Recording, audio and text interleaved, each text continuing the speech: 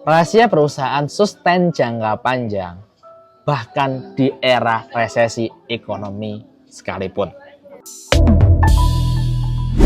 Banyak orang yang kayak udah takut atau mungkin kebingungan atau mungkin khawatir. Waduh, bagaimana nih? Udah masuk ke era resesi, udah masuk ke masyarakat ekonominya sulit dan sebagainya. Padahal yang namanya resesi, kesulitan ekonomi dan sebagainya, itu ya kondisi yang nggak bisa kita kontrol. Yang bisa kita kontrol adalah memahami behavior pelanggan atau customer. Yang biasanya kita sebut yaitu customer centric. Di mana perusahaan kita atau bisnis kita bukan hanya berfokus ke inovasi-inovasi semata yang apa yang kita inginkan, tapi juga berfokus ke apa yang pelanggan butuhkan. Nah, ngomongin tentang membangun kebutuhan pelanggan, mengikuti kebutuhan pelanggan, mengikuti keinginan pasar dan sebagainya, bahkan bisa empati ke pelanggan, itu memang hal yang perlu proses. Banyak perusahaan yang bilang, oh saya udah mengikuti kebutuhan pelanggan, saya udah mengikuti keinginan pasar. Tapi sebenarnya itu belum sampai di titik itu. Belum sampai di titik benar-benar memahami. Karena memahami yang sebenarnya adalah kita bisa berempati. Oke? Yang dimana empati itu ada proses merasakan, ada proses itu interview atau engage atau bertanya ke pengguna juga.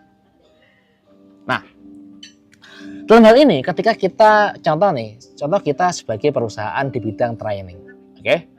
Bagaimana kita memahami pasar, memahami pelanggan kita, bagaimana kita bisa immerse, bagaimana kita bisa engage dengan pelanggan kita, bertanya, interview dan sebagainya. Ya kita coba contoh nih, oh kalau ada customer yang datang dari jauh, kira-kira apa sih yang mereka pikirkan pertama kali, apa yang mereka inginkan? Apakah mereka menginginkan diberikan yang anget-anget?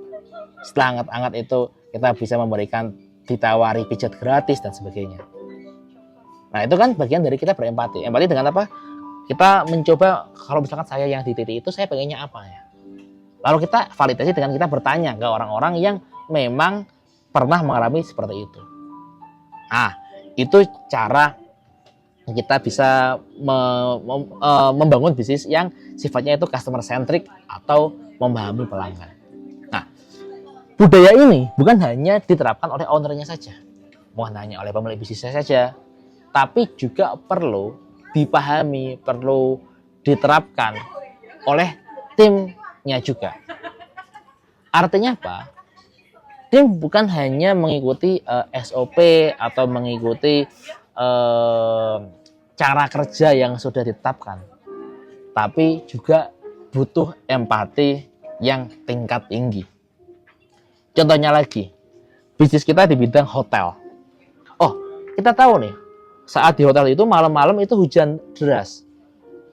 Oke, umumnya hotel SOP-nya ya udah kalau hujan ya hujan aja, masa bodoh dengan customernya.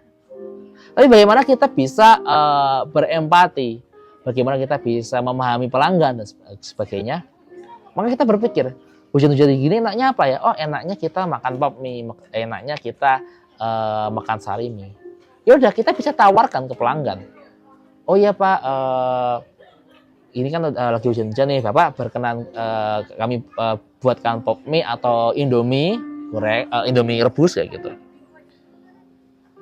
Itu modalnya dikit, paling modal berapa sih? Modal 3.000 dari mungkin uang yang dibayarkan ke hotel Anda mungkin 500.000 bahkan sampai 1 juta. Tapi pelayanan simpel yang kayak membuatkan Indomie, membuatkan pop mie kayak gitu, itu terkadang benar-benar membekas di benak pelanggan.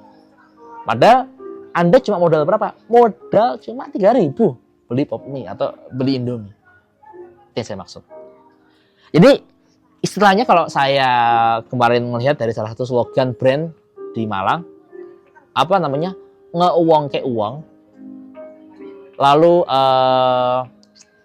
intinya itu mengorangkan orang, nyeneng ke uang, menyenangkan orang, dan nggak ke uang, orang nggak ke uang atau nggak mengecewakan orang. Itu yang benar-benar perlu di-create di bisnis Anda, di perusahaan Anda. Bukan hanya ngomongin tentang SOP kerja kita begini, tapi bagaimana kita benar-benar merasakan kalau kita di titik pelanggan itu kita pengennya apa, gitu loh. Apapun yang terjadi. Jadi contoh lagi, bisnis kita bergerak di bidang kesehatan. Nah, kita punya klinik dan sebagainya. Kan biasanya kalau namanya klinik orang perlu ngantri, ya kan? Kalau misalkan lagi rame banget. Ya kita berempati. Orang kalau ngantri itu mereka butuh apa? Apalagi kalau orang tua pada ngantri. Oke? Maka yang biasa mereka butuhkan apa? Misalkan mereka butuh kayak minuman jahe, mereka butuh kayak yang anget-anget, ya minyak kayu putih. Ya kita sediakan, kita berikan. Kita mencoba berempati. Mereka butuh air hangat, kita sediakan. Nah, kenapa kok saya harus berkata seperti ini? Karena saya banyak ngelihat brand-brand di luar sana, bahkan brand-brand yang udah berkelas. Kayak yang bahkan tingkatnya nasional. Itu sometimes oknum karyawannya, ingat ya, oknum karyawan, bukan karyawannya, oknum karyawan.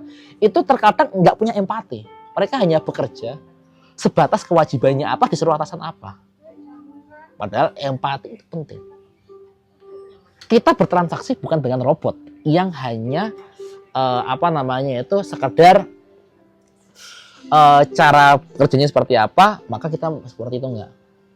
Empati adalah bagaimana kita memahami, ingat ya sekali lagi, apa yang pelanggan inginkan, apa yang pelanggan maksud. Istilahnya peka. Nah, semakin kita peka dengan pelanggan, semakin kita bisa uang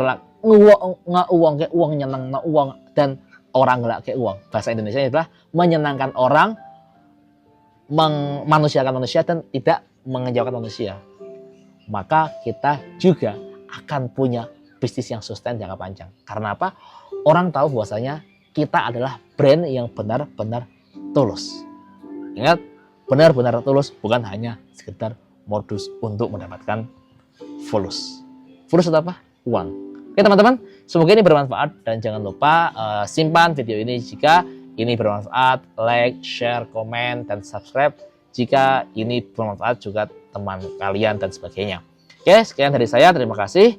Assalamualaikum warahmatullahi wabarakatuh. Bye-bye.